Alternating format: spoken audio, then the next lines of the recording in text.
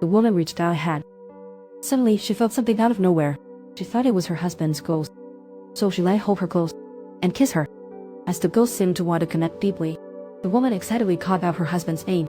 But the ghost said it wasn't her husband. The woman suddenly got it. A ghost was using her. Today, we'll watch a thrilling mystery. The Night Cabin. The woman's name is Beth. She is a high school teacher.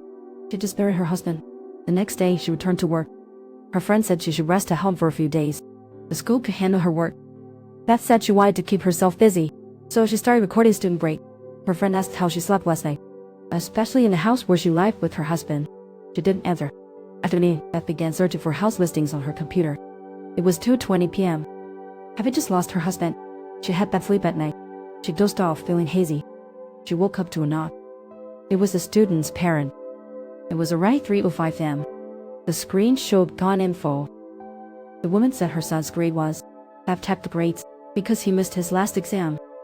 The woman said they had important matters, so it delayed her son's exam, but he was here for redate. Beth was not at school then. I said, because that day her husband took their boat to the lake center and shot himself in the head. So the student's grades no longer mattered to her, and no longer mattered to her. 67:05. The woman was shocked by this. She apologized and then left. When Beth got back to the cabin, she prepared some cardboard boxes. She saw the dock gate was open. She saw her neighbor, Old Black, coming up. He said a storm was coming, so he covered Beth's boat for her. Their families were close. Since Beth's husband passed away, he took special care of Beth. When she went home, Beth started packing up her husband's belongings. While tending the shelf, she found her husband's diary. Inside it contained the blueprint for the house he built. At Beth review it, she came across some mysterious patterns, and there was a key showing a flipped blueprint identical to the house. She had no idea where her husband created these, so she packed the diary away. That night, Beth was sleeping. Suddenly, music played from downstairs. She woke up to the music. She checked her phone. It was just after 5 a.m. She saw a message from her husband. He asked her to come down, but Beth remembered her husband was gone. She quickly replied, asking who it was. Then she got a text saying not to fear. At that moment, the music stopped. She decided to call back. To her surprise, the call connected. She heard her husband's voice on the line. He told her to look outside. Beth hurried to the window. She saw a fruit seller on the lake. She slowly turned around. It truly was her husband. At that moment, Beth chilled away. Only then did she see it was a dream. Yep, she found herself on the floor. As she got up, she checked her phone. Chat history with her husband. It's from before the incident. Find husband's items in the car. Noticed her phone's records were similar to hers. Only then was she sure last night was just a dream. While looking through her husband's album, she saw a picture of a woman. Thought it was a pic of her by her husband. But upon closer look, not herself. She showed the photo to her best friend at school. Her friend also thought it was Beth herself. But Beth was very sure it wasn't her, because she didn't own a white shirt. Her friend said her husband always loved her. No reason for him to cheat. They thought Beth was anxious from Moss, having some anxiety from it. After work, her friend asked some coworkers, taking Beth along to the bar, hoping to help her relax. They were chatting. Beth suddenly asked if they believed in ghosts. She felt something might be in her house, like a spiritual presence, because she's been dreaming a lot lately. That those dreams felt very real. A male colleague said she might have sleep paralysis, where she is fully aware, but her body can't move, always feels someone is watching them. But Beth said her case is quite different. Every time, her body is very weak, but her mind is still in subconscious. Black girl said that is sleepwalking. Beth agreed with what the black girl said. 2 years after the house was built, she started sleepwalking, and it still continues now. She said she always has a very bad feeling. Her husband helps her fight against this feeling. He might have been affected by her feelings. He couldn't cope and chose to commit suicide. Then a black girl asked, did he leave no last words when he died? Beth said there really was. Then she took out an envelope from her bag. Everyone was shocked. She had it on her. Beth opened the envelope, held out a paper, and read, "You're right. There is nothing there. Behind you, nothing at all. You are safe now." But she also didn't know what it meant. Everyone was confused. Afterwards, her friend gave Beth a ride home. The two chatted on the couch. Beth admitted she lied at the bar. She actually knew what the letter meant.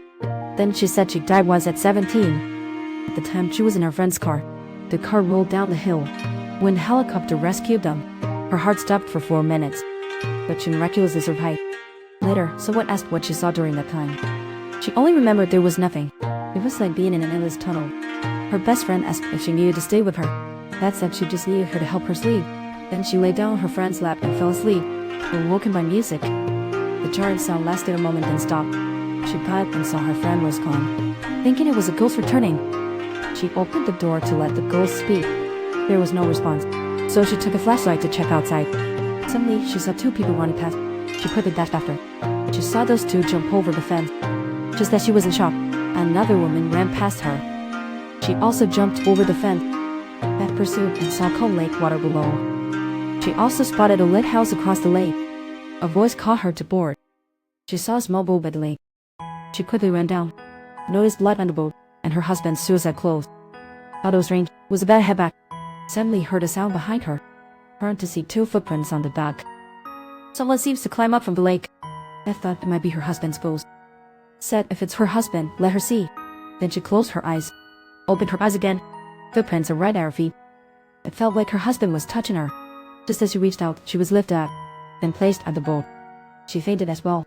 The boat slowly drifted to the other side. Suddenly, the moon in the night sky turned blood red. The boat stopped by the shore. Beth woke up. She saw the house with lights on. Went closer and saw a woman on the second floor. Looking closely, each room had a woman. Soon her husband appeared in a room. He was arguing with that woman. She wants to look inside. Here, the door number matched her home exactly. Except it was reversed.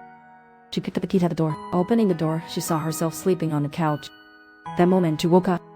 She only saw the door just open. Hurry up and shut the door! Start the computer, linked to her husband's phone. You won't know the Egypt. Hurry, what shall you find? The woman found the photo on the phone. She found a hidden folder. There were photos of other women. But look closely, all these women looked like Beth. She recalled the house across the lake. So she went looking in the woods across. On her way, she saw her neighbor Black with his dog. The neighbor asked what she was doing. She said she was hunting for a house. The neighbor replied, there are no houses here. It's off then. You can't build here. Beth said she thought she saw something here last night. A house with lights on. Black noticed she didn't look well. He advised her not to wander alone in the wood. He'd even invited her over for dinner. Beth said sure, but she needs to wait a bit. Then she turned and walked into the wood.